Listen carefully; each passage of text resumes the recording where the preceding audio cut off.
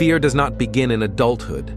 It does not wait for us to grow wise, hardened, or broken. Fear lives in the quiet corners of childhood, in the empty hallways after the laughter fades, in the shadows cast by parents' arguments, in the cruel giggles of classmates who sense weakness like wolves scenting blood.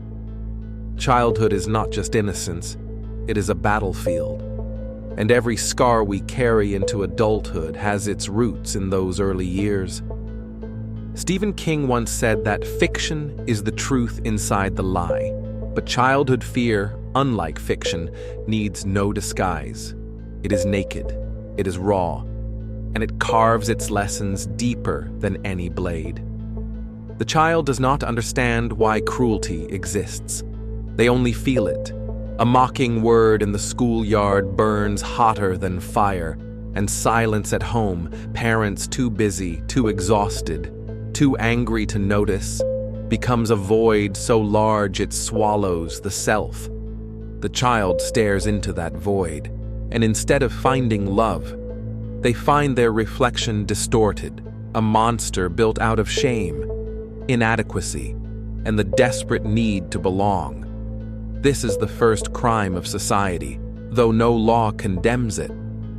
We let children grow in the soil of neglect, bullying, and misunderstanding. We pretend it is part of growing up, but deep down, we know it is not a phase, it is a sentence. Fear becomes a language before we even know words for it. A slammed door translates to danger. A broken promise translates to abandonment. A laugh at our expense translates to humiliation. But worse, it translates to permanence, because children believe what they feel is forever. They do not yet have the wisdom to say, "This will pass." They only know the terror of now. And so fear teaches them to hide, to silence themselves, to bury their rage until it ferments, until it grows teeth of its own. And what happens to that buried rage? It doesn't vanish. It mutates. Some children weaponize it, lashing out at others to avoid being prey again. Some carry it inward, cutting themselves with the invisible knives of shame, and some transform it into silence so complete it becomes suffocating. An absence of voice that lasts into adulthood.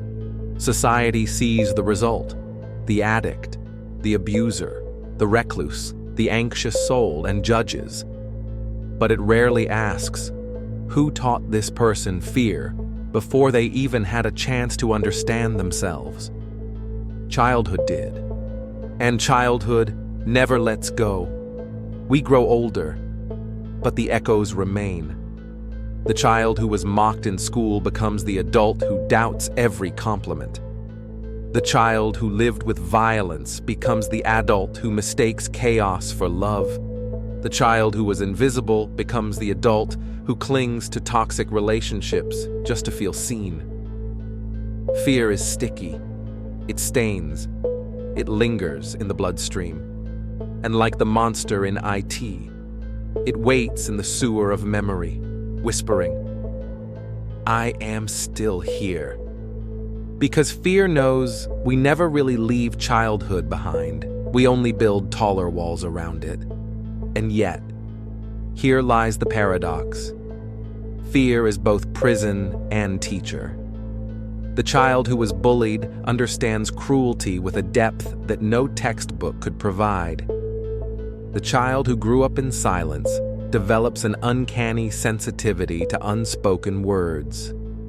The child who knew abandonment recognizes desperation in others, sometimes before they recognize it themselves. Fear shapes empathy as much as it shapes trauma, but only if we are willing to confront it. Only if we are brave enough to name it. To say, this is where it began, and this is why I act the way I do. But naming fear is terrifying, because it means admitting weakness. It means reopening doors we swore we had locked forever. It means facing the truth that the monsters we ran from as children still live in us, disguised as our bad habits, our broken relationships, our secret shames. And society does not reward confession.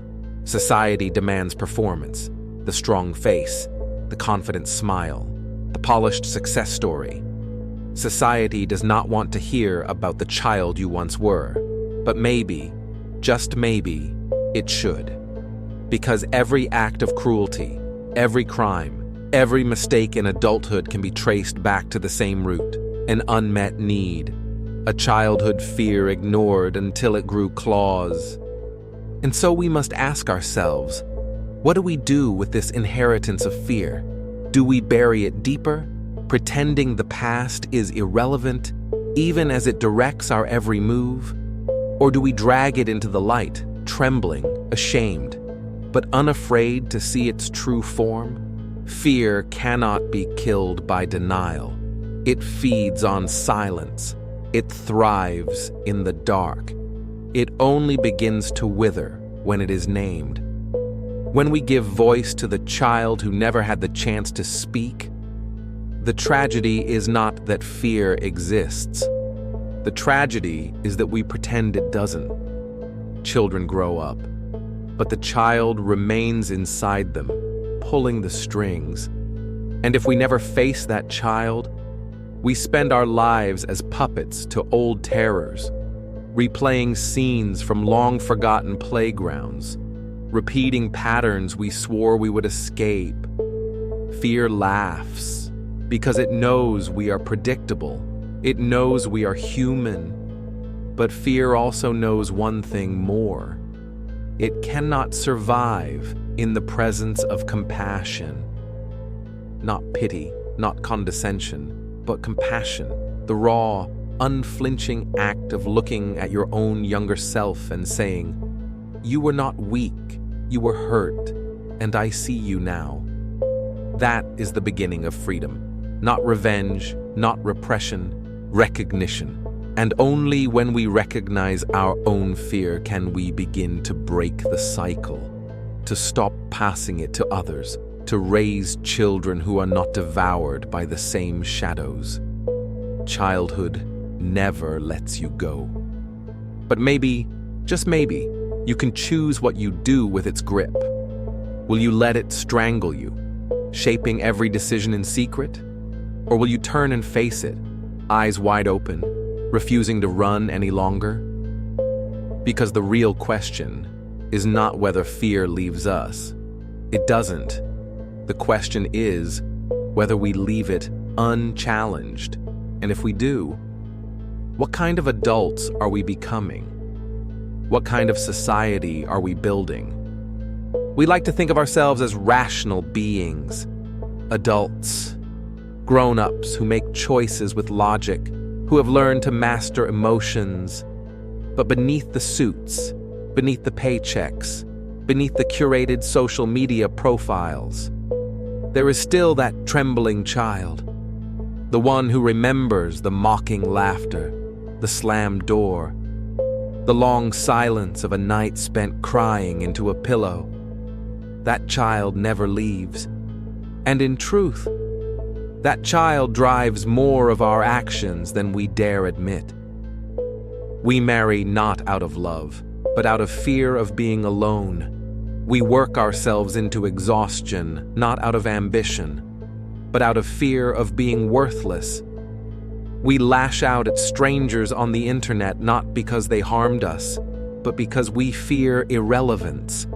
Fear is the most powerful ghost of all, because it doesn't haunt houses, it haunts us. And sometimes, fear turns us cruel. That is the darkest truth of childhood. The oppressed often become oppressors. The boy mocked for being weak grows into the man who humiliates others to prove his strength. The girl who was ignored becomes the woman who manipulates, desperate to keep all eyes on her. The child who grew up fearing violence may, in turn, become violent, believing, in some twisted way, that it is better to be the monster than the victim. This is not an excuse. It is a cycle, a psychological chain reaction passed from one broken soul to another until someone has the courage to say, "No more." Until someone dares to stop running and face the monster directly. But stopping that cycle is not simple. It requires more than willpower. It requires brutal honesty, the kind that makes your throat close up when you try to speak. It requires looking in the mirror and admitting, "I hurt people because I was hurt. I abandoned others because I was abandoned. I mock because I was mocked." And that admission feels like swallowing poison. Because we are raised to believe that admitting weakness is failure. But the truth is, denying weakness is what keeps fear alive. Fear feeds on secrecy. That is why children keep silent about abuse, why teenagers lie about despair, why adults bury their mistakes under alcohol, work, sex, religion, distraction, anything but honesty. And fear thrives because it convinces us that if anyone saw our true selves, they would recoil. Fear is the master of masks. And every mask we wear as adults, success, confidence, control, is painted by the child who once trembled. The irony is cruel. The more we try to hide our fear, the stronger it grows. The businessman who fears poverty hoards money until it rots his soul. The parent who fears weakness raises children with iron fists, teaching them the same lessons of silence and shame. The lover who fears abandonment clings until their partner suffocates. All of it traces back, again and again, to that first language of fear we learned as children, and so the cycle repeats, endlessly, until someone decides to break it, not by becoming stronger, not by becoming colder, but by daring to become human again. And here lies the truth society doesn't want to hear. There is no strength without vulnerability. There is no courage without confession. There is no breaking the chain of fear until you kneel before the child you once were and whisper, "You did not deserve that." Not as an excuse, not as a way of erasing responsibility, but as a way of reclaiming the self that was stolen. Fear thrives when the child remains voiceless, but when the child speaks, when you allow them to cry, to rage, to be seen, that is when the monster begins to shrink. But how many of us dare to listen? How many of us spend our lives building walls, chasing distractions, pretending we are free, only to die still enslaved by childhood shadows? That is the cruelty of adulthood. We bury the very part of ourselves that could save us. We treat the child inside us as an embarrassment to be hidden, when in truth, that child is the compass pointing to our most authentic selves. Fear hides not just pain, but truth. And truth, uncomfortable, raw, terrifying truth, is the only cure. So the real question becomes this: how long will you keep running? How long will you let the laughter of a bully echo in your choices?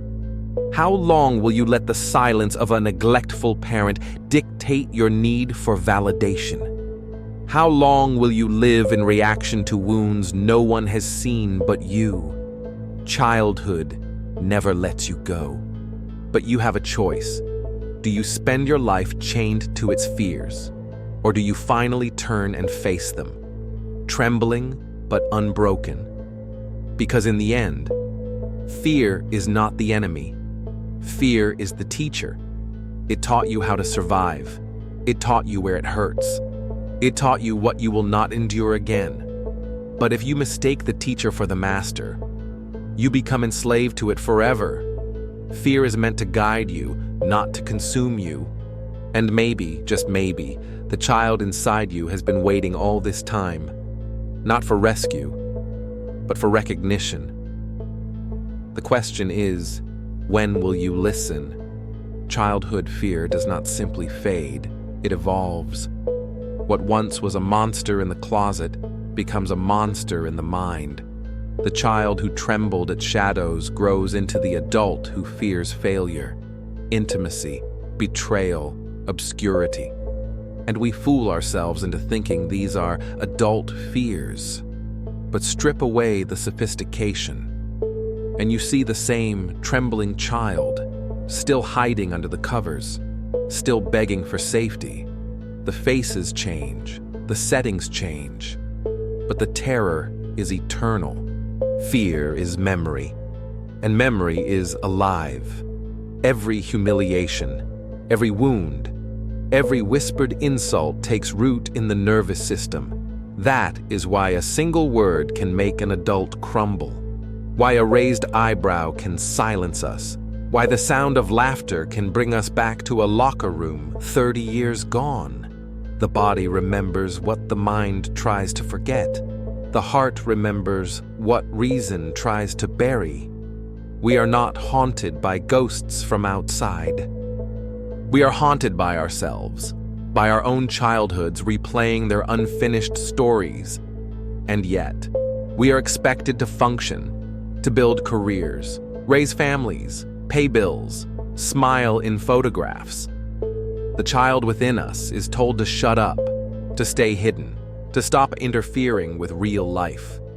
But what is real life, if not the endless consequences of what was planted long ago? You cannot demand silence from a wound. A cut left untreated festers. A bruise hidden under fabric still aches. And fear, untreated, metastasizes.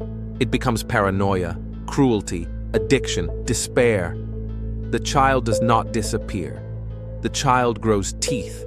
This is the essence of criminal psychology, of every so-called monster we condemn. No one wakes up one day and decides to be a villain. They are made, slowly, carefully, through years of fear, humiliation, and silence. The adult who lashes out, who kills, who abuses, look deeper, and you find a child still crying for help. This does not absolve them, but it explains them. And if society truly wanted to stop creating monsters, it would stop pretending childhood fear is harmless.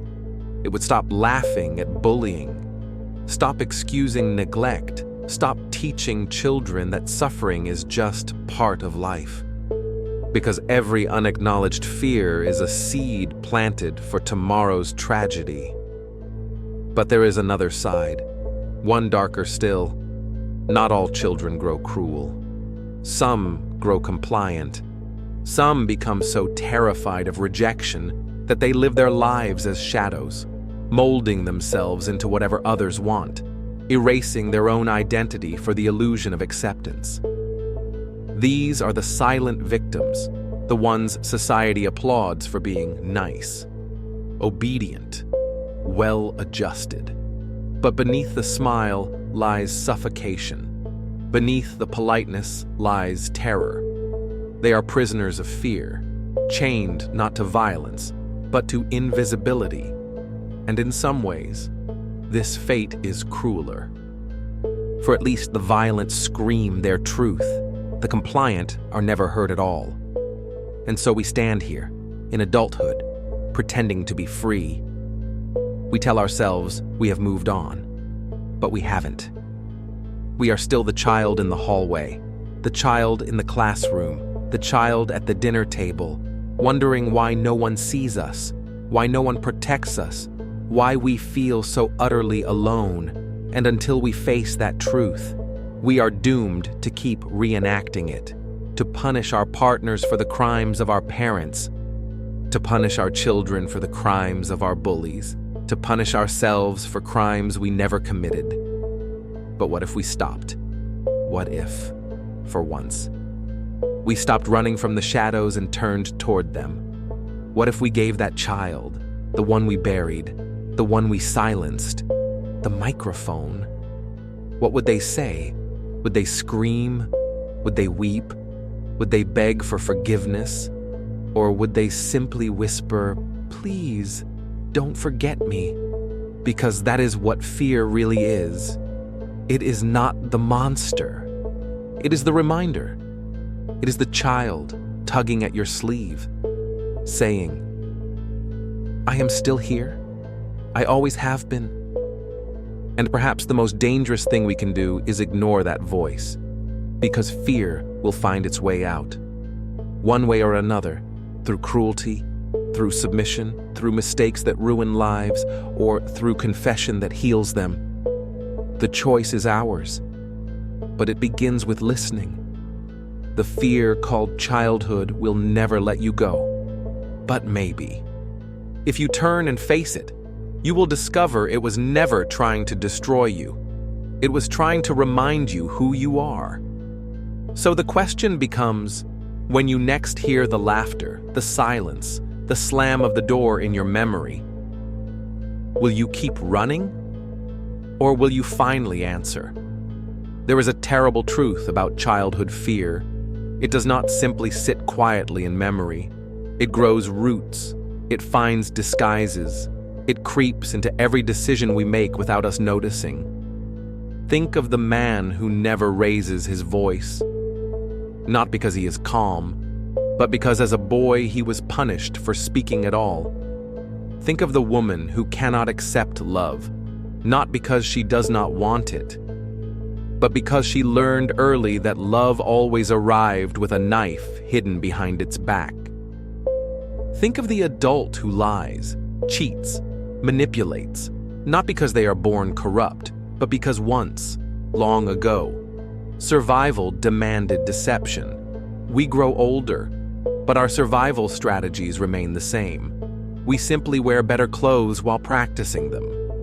And what does society do with these broken children in adult bodies? It punishes them. It judges the addict, but ignores the fear of abandonment that first drove them to numbness.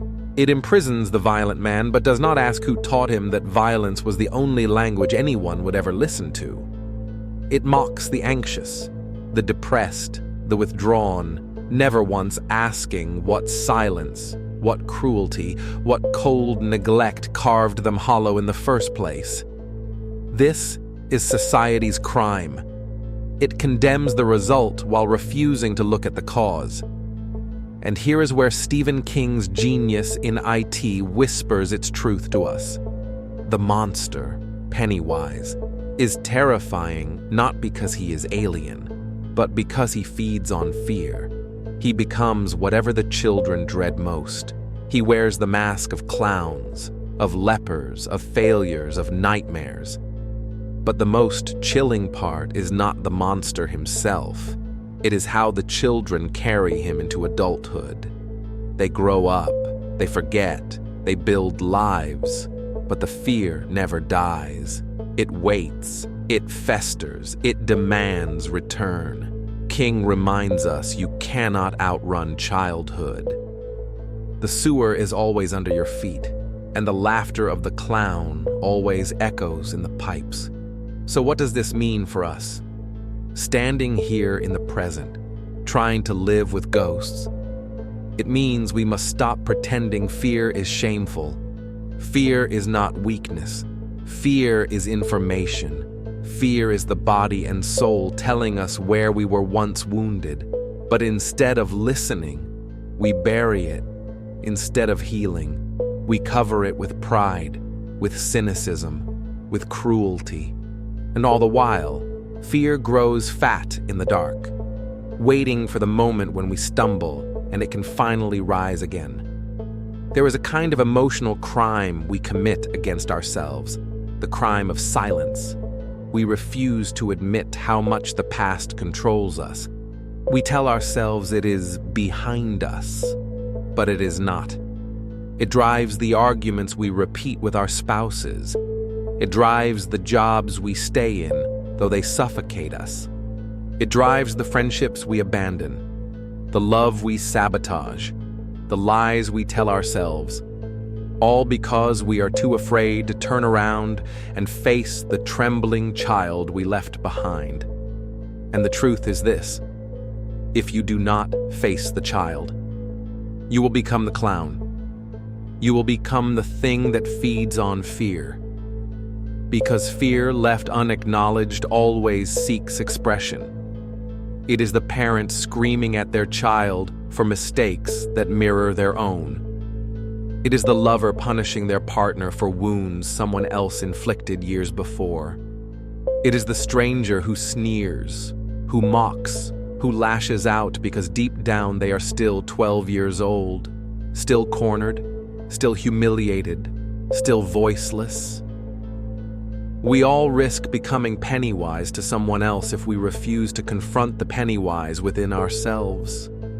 And maybe that is the most frightening realization of all, that childhood never lets us go because it is us. It is stitched into our skin, into our choices, into our secrets. It waits in every moment of hesitation, in every burst of rage, in every desperate plea for love. We carry the child like a second soul, and until we learn to love that child, we will forever be at war with ourselves. So I ask you, when was the last time you listened to the child you once were? Not to mock, not to dismiss, not to excuse, but to truly listen. When was the last time you turned inward and said, "I see you, I believe you. You mattered then, and you matter now." Because if you haven't, the fear will never end, and the question that lingers in the silence is this: how much longer will you let the ghost of your childhood rule your life before you finally answer it? Childhood fear is not an echo that fades with time. It is a seed that grows into the architecture of our lives. Think of how we build our identities. We tell ourselves we are strong, ambitious, resilient, confident. But beneath those banners lies something much simpler. The child who once said, "I will never feel that pain again." And so every adult achievement, every desperate pursuit of success or security is a fortress against a memory. That is the irony. What we call identity is often just the armor we forge to survive being small, powerless, and afraid. Some of us build that armor so thick that no one can ever reach us. We confuse isolation for strength, silence for dignity.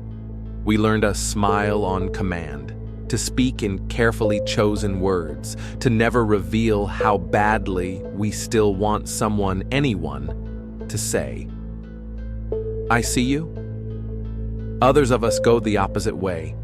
We seek validation in every room, every bed, every stage. We collect people, applause, attention like talismans, hoping they can silence the laughter of the bullies, the coldness of the parents, the absence of love. But nothing works, because the child does not want trophies. The child only wants acknowledgement. And this is where the emotional struggle becomes unbearable. To admit what the child wants feels humiliating. Who wants to confess? As an adult, I just want to be held. I just want to be safe. I just want to know I'm enough. We bury those desires under layers of sarcasm, cruelty, competition. We tell ourselves we're beyond them. But late at night, when no one is watching, the truth leaks out. In the tears we hide, in the rage we cannot explain, in the exhaustion that feels like it comes from carrying something invisible, something ancient. This is why Stephen King's work lingers so painfully in the mind. It does not create monsters out of fantasy. It shows us the monsters we carry within. It is not a clown. It is the shape of every childhood fear we never faced. And Derry, the cursed town, is nothing more than our own minds, poisoned by years of denial.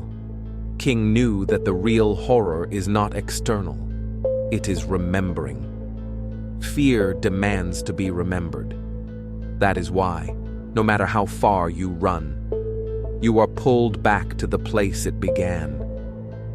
The adult who leaves their hometown still dreams of its streets. The survivor who escaped their family still hears their voices in every decision. You can build an empire, travel continents, surround yourself with noise, but in the quiet, you will always return to the room where it started. Fear has perfect memory, and until you face it, you will live in repetition. But what happens when you finally stop running? When you decide to walk into the sewer, to look the clown in the eye, to listen to the child's trembling voice? What happens is not magic.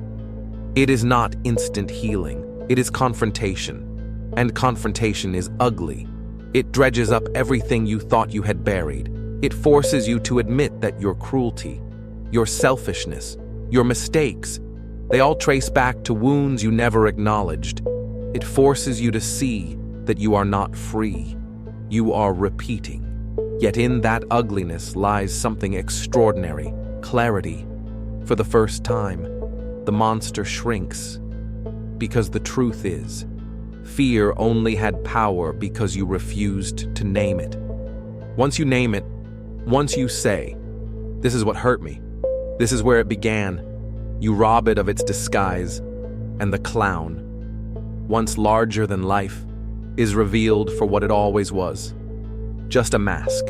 Still, naming is not enough. You must decide. Decide whether to keep feeding fear with silence, or to transform it into compassion. Not pity, not weakness, compassion. The kind of compassion that begins with yourself, then spreads outward. Because once you see how your own childhood fear has ruled you, how can you not see it in others? How can you not notice the way anger hides shame? The way cruelty hides loneliness? The way arrogance hides terror? Suddenly, the world looks different. Suddenly, every person is not enemy or rival, but child just like you, still trembling in some hidden corner. And if you can see that, then maybe you can forgive, not excuse, not forget, but forgive, in the sense of refusing to pass the curse forward, refusing to become the clown in someone else's story, refusing to let your unacknowledged fear spill into the lives of others. That is the only way the cycle ends, not by erasing childhood, but by finally listening to it. Childhood never lets you go, but maybe it's not supposed to. Maybe its grip is not a shackle, but a hand, pulling you back to the place you abandoned yourself. Maybe the child is not your enemy, but your map. And maybe the true act of courage is not slaying the monster, but embracing the child who still trembles inside you. So I ask you, when you look at your life, at the choices you've made, the mistakes you've repeated, the loves you've lost, can you hear the child calling?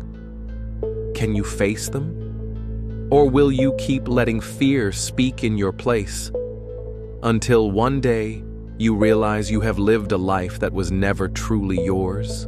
And here is where the story becomes unbearable. Because to face the child is to face yourself without the masks. No job title, no family roles, no polished defenses, just you, the raw version, the trembling creature that once begged for safety and never received it. Most people will do anything to avoid this confrontation. They will drown in work, in alcohol, in relationships, in distractions. They will choose pain over silence, because silence is where the child's voice grows loudest. And yet, silence is the doorway. You cannot find the monster in the noise. You can only find it when you stop running. And when you do, when you finally hear that voice, it is devastating. Because the child does not accuse you. The child does not scream at you for abandoning them. The child only asks the questions you've been afraid to answer. Why didn't anyone protect me? Why didn't they listen? Why wasn't I enough? Those questions slice deeper than any blade. And this is why so many refuse to listen. Because if you acknowledge those questions, then you must acknowledge the depth of the wound. And if you acknowledge the wound, you must acknowledge how it has shaped every single moment since. But denial cannot save you. Denial only makes you crueler. It turns you into the parent who silences your own child's cries because you cannot bear to hear echoes of your own. It makes you the partner who punishes affection because love feels like a trap. It makes you the friend who withdraws when closeness becomes too dangerous. Denial turns you into the very thing you once feared, and this is the cycle. The abused become abusers. The neglected become neglectful. The mocked become mockers. Unless you face the child and answer, the answer is not easy. It is not even words. At first, it is presence, to sit with that memory without fleeing, to endure the shame without silencing it, to feel the fear without numbing it. This is what most people never attempt. They believe healing is victory, that it means defeating fear. But healing is not conquest. It is companionship. It is allowing the child inside to finally sit at the table, to finally be heard, to finally be seen. And once you do this, the world shifts. You begin to notice how others carry their own children in silence. You see the rage of a man in traffic and recognize the boy who was ignored. You see the bitterness in a woman's eyes and recognize the girl who was betrayed. You see the cruelty of a boss and recognize the child who was humiliated. Suddenly, the world looks less like a battlefield and more like a haunted house, filled not with demons, but with children crying in dark rooms. And when you see that, empathy becomes unavoidable because you know they're ghosts. You have faced your own. But empathy does not mean passivity. It does not mean excusing harm. It means choosing not to repeat it. It means holding others accountable without feeding your own fear into the fire. It means refusing to become the clown in someone else's nightmare. That is the only real revenge against childhood fear. Not silence, not cruelty, not strength, but compassion fierce enough to stop the cycle. And here is the final truth. The fear called childhood will never leave. It is not meant to. It is the map of who we are, the raw blueprint of our humanity. The goal is not to escape it, but to integrate it, to let the child and the adult stand side by side, no longer enemies, no longer strangers. Fear, when acknowledged, becomes guidance. It points to what matters, to where healing is needed, to the people we must become if we are to live free. So I leave you with this. The next time the old fear rises, the laughter in your memory, the silence in your chest, the monster in your dream, will you run again? Or will you finally turn around? Look into the trembling eyes of the child you once were, and say the words they've been waiting decades to hear. You were enough. You are enough. And I will not leave you again. Because in the end, the only question that matters is this: will you let childhood fear define you forever? Or will you face it and finally begin to live